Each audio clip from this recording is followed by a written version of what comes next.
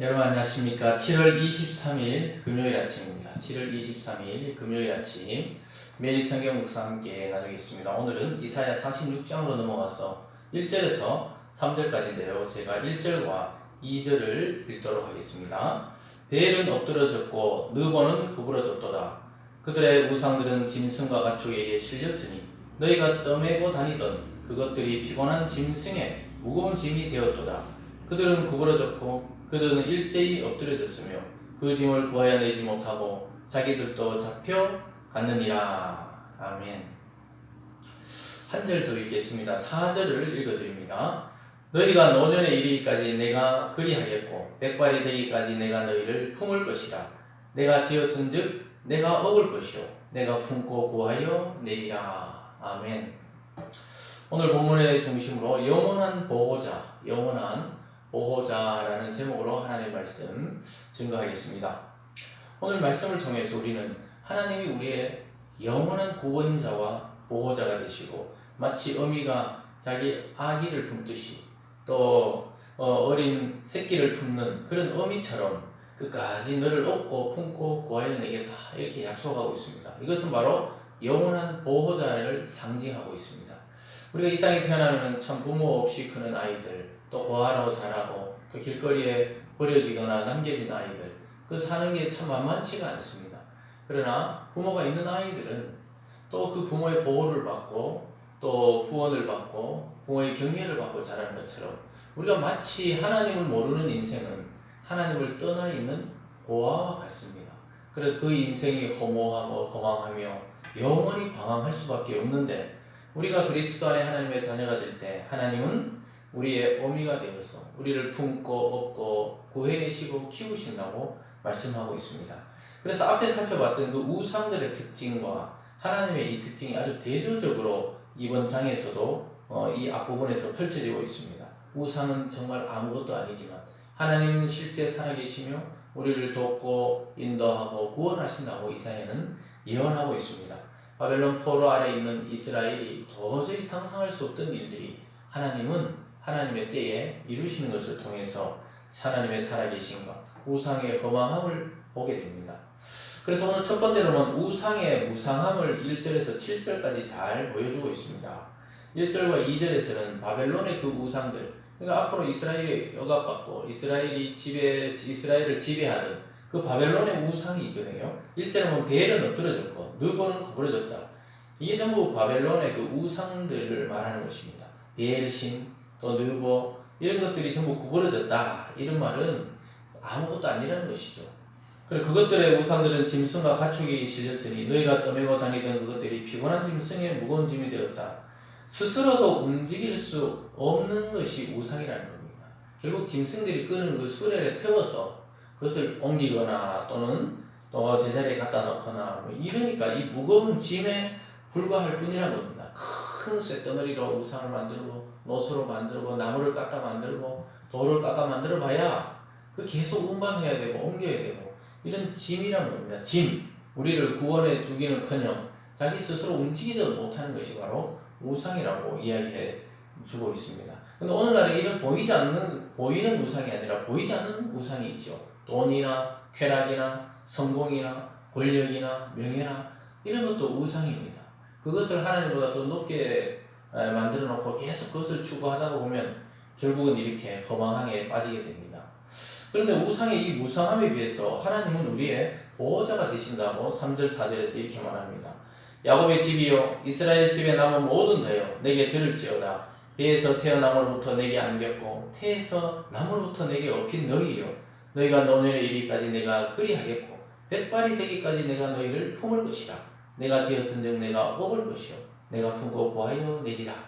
마치 어머니가 아이를 낳아서 기르는 것처럼 이스라엘 즉 하나님의 백성들을 그렇게 키운다는 거예요. 내가 안겼고 내게 업혔고 내가 너를 품고 그런데 그것이 아이 때만이 아니라 노년에까지 백발이 될 때까지 또 넘어서 영원까지 우리의 보호자가 되어주시고 또 우리의 구원자가 되어주시겠다고 약속하고 있습니다.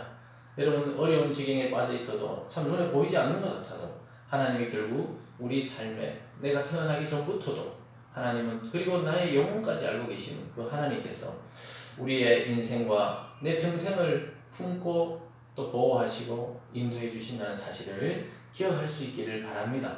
그래서 앞에 봤던 그 우상과는 완전히 대조적입니다. 우리가 옮겨져야 되고 무거운 짐짝밖에 안 되는 그 우상과 다르게 영원한 하나님, 나를 창조하시고 저와 여러분을 구원으로 부르신 하나님은 영원히 우리의 보호자가 되어 주신다고 말씀하고 있습니다. 또 5절부터 7절까지도 계속해서 우리 크게 보면은 1절과 7절 사이에 우상 숭배의 무서움을 또 이야기합니다. 5절입니다. 너희가 나를 누구에게 비기며 누구와 짜하며 누구와 비교하여 서로 같다 하겠느냐. 사람들이 주머니에서 금을 쏟아내며 은을 저울에 달아 도금장이에게 주고 그것으로 신을 만들게 하고 그것에게 엎드려 경배하며 그것을 들어 어깨에 메어다가 그의 처소에 두면 그것이 서 있고 거기에서 능히 움직이지 못하며 그에게 부르짖어도 능히 응답하지 못하며 고난에서 구하여내지도 못하느니라. 하나님은 보호자고 인도자고 우리를 품고 이런 이야기 하다가 또 우상에 대해서 아까 1절과 2절에서 했던 것처럼 우리 주머니에서 막 금을 꺼내고 은을 꺼내가 그걸 은장세기에 줘서 그걸 잘 다듬어 가지고 형상을 하나 만들었다는 거예요. 거기다가 경배하고 웃긴 이야기라고 이야기하고 있습니다. 내 속에 있던 걸 가지고 내 가지고 그것을 만들어 가지고 움직이지 못하는 걸 다 또 부르짖어도 말도 없는 그 우상, 그것은 우리를 고난에서 구해내지 못한다는 것입니다. 사랑하는 여러분, 하나님의 방법이 가장 어리석고 늦어보여도 바로 그 방법이 진리이고 바른 길이라는 것입니다. 주님이 이 땅에 와서 우리를 구원하기 위해 십자가를 졌을 때 사람들은 어리석다고 그랬습니다. 저걸 어떻게 구원하냐. 그런데 그 어리석음이 우리를 구원으로 인도했고 생명으로 인도했고 영원으로 인도했던 것입니다. 이 세상에 조금 더 잘 살려고 우리가 노력하는 것, 그건 나쁜 것은 아닙니다. 그러나 거기에 집착해서 영원한 것을 자꾸 잊어버리고 하나님의 예배와 말씀을 잊어버린다면 차라리 지금 상태에서 하나님을 더 깊이 알아가는 것이 낫다고 오늘 본문은 말씀하고 있습니다.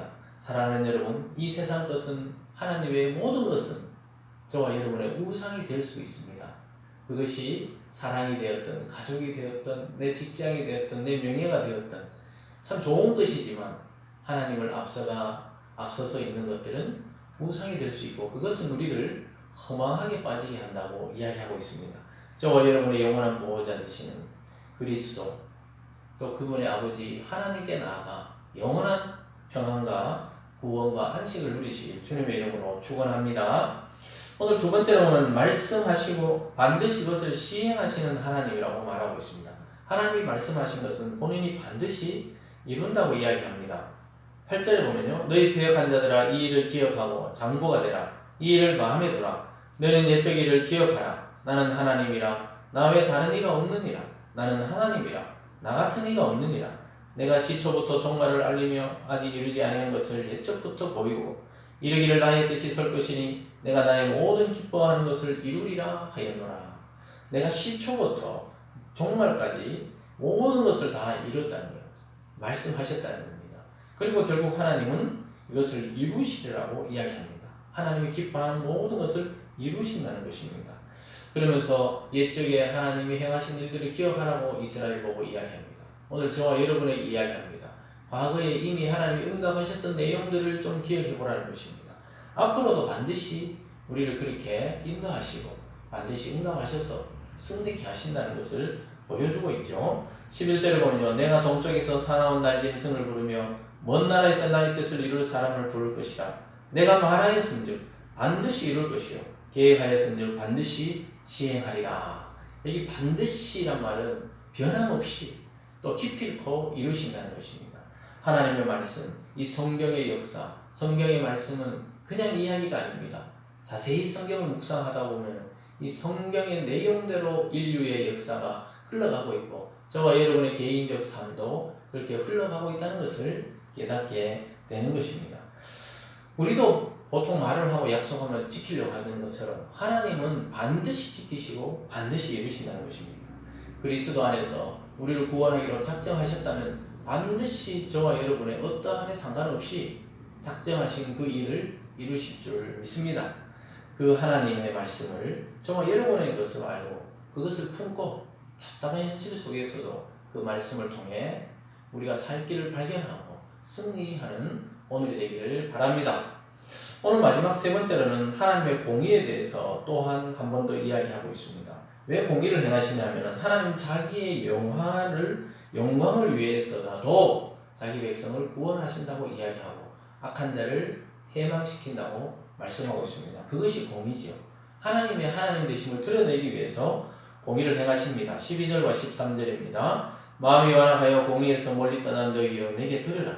내가 나의 공의를 가깝게 할 것인지 그것이 멀지 아니하나니 나의 구원이 지체하지 아니할 것이라. 내가 나의 영광인 이스라엘을 위하여 구원을 시온에 베풀리라. 이스라엘이 그렇게 우상 숭배하고 하나님을 멀리하고 떠났지만 하나님이 그들을 구원하고 또 다시 예루살렘으로 불러들이는 이유가 무엇이라고요? 하나님 자기 영광, 자기 이름의 명예를 위해 자기가 약속하신 그 사실을 이루겠다고 말씀하고 있습니다.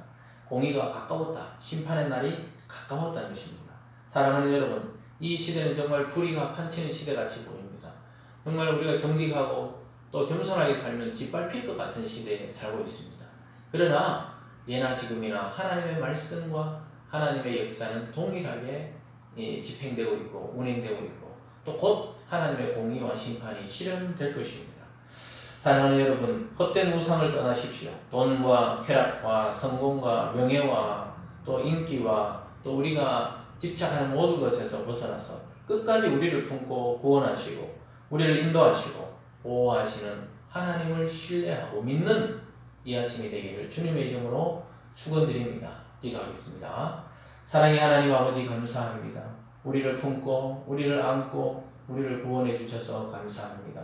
헛된 이 세상의 영광과 우상을 버리고 지금 하나님이 나에게 주신 모든 것으로 만족하며 하나님을 신뢰하며 하나님이 행하실 공의와 하나님이 행하는 그 사랑을 경험하는 오늘 하루가 될 수 있도록 인도하여 주시고 우리 마음의 소망들이 그리스도 안에 이루어지는 오늘 하루가 될 수 있도록 축복하여 주시옵소서. 감사드리며 예수님 이름으로 기도드리옵나이다.